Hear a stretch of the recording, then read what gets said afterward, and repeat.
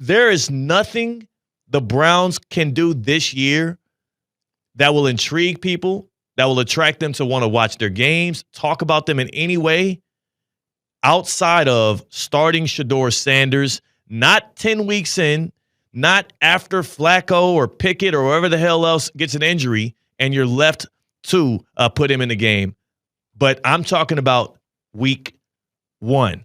Friday night, Browns-Panthers, that game, it would have never drawn any eyeballs. Nobody would have cared about it in any way that made any kind of impact. And then also, the production that you got from Shedeur Sanders when Stefanski and the bunch decided he should be out there. 2 touchdowns, efficient through the air, even on passes, 10 yards or plus down the field. I think he was 5 for 7 with 70-plus yards on passes, 10 yards or more down the field. The dude showed up in a way in which I do think that the only answer for Stefanski, for Andrew Berry, for anybody around the Browns, I don't know if this comes down from the ownership or whatnot from the Haslams, is you should start Shedeur and deal with the consequences later. Because no matter if he's good or if he's bad, if he's electric, if he's boring, if he helps you win games, or if he helps you to be the number 1 pick in the draft next year, anything he does as the starting quarterback for that team is good. Anything that any of those other jokers, and it's technically a quarterback competition, C-Cat, but I more so consider it a quarterback obligation because it does still feel like they don't have any kind of confidence, willingness, or I would say readiness to start any of those dudes. They're just going to trot out who's most convenient.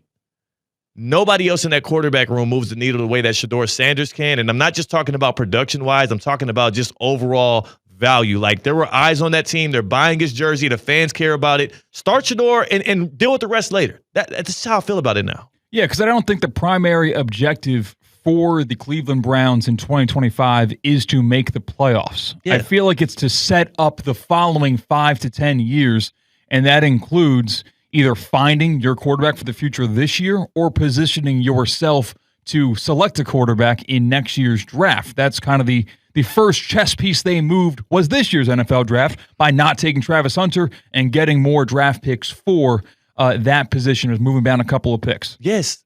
And I don't think Dylan Gabriel is ready at all. Like, seeing what I saw at he didn't look that good. And I know it's the preseason. I know it wasn't always against the ones, but Shedeur looked confident.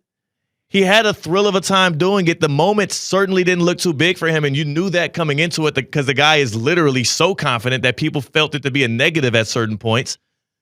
I've been on these radio airwaves, and I had been all week long, I had been dealing with people ridiculing me for my Shedeur Sanders takes and saying that I'm hating on the young man. I have the most objective take in the world about this dude. I wouldn't want him to be my starting quarterback. I don't think he's special at anything. I don't think he has like any kind of elite talents, elite traits. But if I were the Browns, I, number one, see a lot of value in you getting him in the 5th round. And number 2, I see a whole lot of value in you trotting him out there and allowing him to prove the many things he himself has told us before he even became a Cleveland Brown. Remember in the NFL draft process when he walked up to the podium and he told the 32, or technically 31 NFL owners out there that if you don't want to change your culture, don't draft me because that's what I do. Well, then, damn it, give him a chance to do it. And if it works out, great. If not, then you can get your quarterback in the future next year. But don't waste our time making us break down Kenny Pickett tape. That's all I ask. Put Shedeur out there and at least give us a show. Yeah, for the general football public, it's better for the football world for Shedeur to play because you can either hate or you can love, and one side or the other will get to say, I told you so, you look so dumb right now. And the football world can say, the entire football world is so dumb, this guy slipped outside of the 1st round, let alone down to round number 5. Now you're a genius. Now, yeah, exactly. Or even though you passed on him a couple times, but you got him with the least amount of picks. I mean, that kind of works out well. Yeah. Do you think that there's any merit to, wait a second, maybe the preseason is when Shedeur Sanders' stock in the NFL will be at its all-time high during his time in the NFL and flip this guy for even more assets? I thought that, C-Cat. But then I went on NFL.com and I was like, let me just check. Let me check something right quick. I typed in Cleveland Browns schedule 2025. enter. Week 1. September 7th at home. Tough division, so they have a division game? At home, mind you. Oh, this is a division game. AFC North game. Who do the Browns host at home in a game in which you're going to want to sell out? You're going to want a lot of attention on it. You're also going to want a chance to be able to win this thing, to rally the troops, Kevin Stefanski, to build up some more job security, Andrew Berry, to give your ownership more confidence in your abilities. Week 1, September 7th, a 1 o'clock kickoff against the Cincinnati Bengals. I knew it. What are we even doing? How have we not been talking about this more like aggressively from the jump?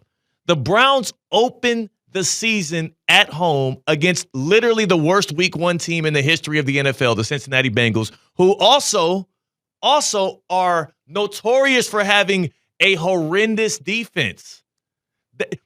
Their top pass rusher is going to be the first round pick, Shedeur Sanders, who had 1.5 sacks last year in college, and he only has had how much of training camp has he had? You know what I'm saying? I guess he's just as had training, not at mini camp, not at rookie camp. Why would you not start Shedeur Sanders week 1? It also kind of, if you just take last year as an example, you said notoriously bad week 1, Cincinnati Bengals. Yes, they lost to the Patriots last year. Ooh. But who was a rookie quarterback last year that had the greatest rookie season of all time as a quarterback? Jaden Daniels. And who did he beat in the first 3 weeks of the season? The Cincinnati Bengals in an offensive slobber knocker, back and forth, points going back and forth. This is so perfectly scripted. It almost feels unreal. If you're Kevin Stefanski, if you're Andrew Berry, if you're in the Browns front office, if you are on that offensive staff, how do you not look each other in the eyes and say, we literally have the golden goose?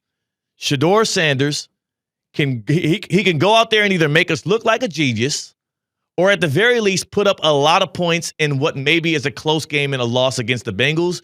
But either way, like you said, if you're going to sell Shedeur, how about you give him a chance to go up against that Swiss cheese defense, raise his stock even more, and then try to see if there's a quarterback needy team that might want to shoot. I don't know who that would be right now. Yeah, but if you're getting good quarterback play out of Cleveland, how are you going to sell your fan base that we're going to run this thing back and try to hit the right number on a roulette table next year draft as well? Because it might be fool's gold. I don't have a lot of confidence in the future of Shedeur Sanders. If Shedeur plays well, if he starts at the beginning of the season for the Browns, there is no way in hell you can sell your fan base on the 4 birds that are in the bush, let alone 2 birds in the bush when you have Shedeur Sanders in hand. They've got 2 first-round picks next year, and it's supposed to be a quarterback-heavy draft following literally a draft in which we were told it would be weak, and it was, outside of the number 1 overall pick in Cam Ward. But we're not the only ones. Like you say, Shedeur should start.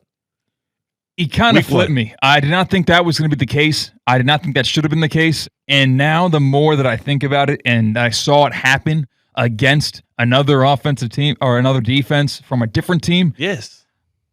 And I'm not have any invested interest in Cleveland Browns organization. No skin in the game. Whatever happens. Start Shedeur. Make me happy. Start Shedeur. It's the only way to go. I say they should start Shedeur. You say they should start Shedeur. I was listening to Unsportsmanlike this morning, and there's a guy on that show. I know there's Evan Cohen. I know there is the lovely Michelle Smallman. But the big homie Chris Canty got a Super Bowl ring as well. And he gave his thoughts on seeing what Shedeur did last Friday night and what he believes the Brown front office is going to be forced to do coming the top of September. Up that we saw against the Panthers with another solid performance against the Philadelphia Eagles. He's going to make it hard for Kevin Stefanski and Andrew Berry not to consider him as the guy when the regular season kicks off in a little under a month from now. They play the Eagles next, right? So the Browns have the Eagles in the preseason on the road next week. They're going to have joint practices against the defending champs. I think he should be getting as many game reps as possible over these next 3 games. Excuse me, you already beat up on the Panthers, but you got the Eagles, which will be a good defense, and they're deep. So even if they're playing their 2s, that should be a solid squad to go against. And then you wrap it up in a game against the Rams. And then you start your NFL career in a game that is going to be the most watched in the early slate if you have Shedeur as the starting quarterback in that one. That's Shedeur Sanders v. Joe Burrow.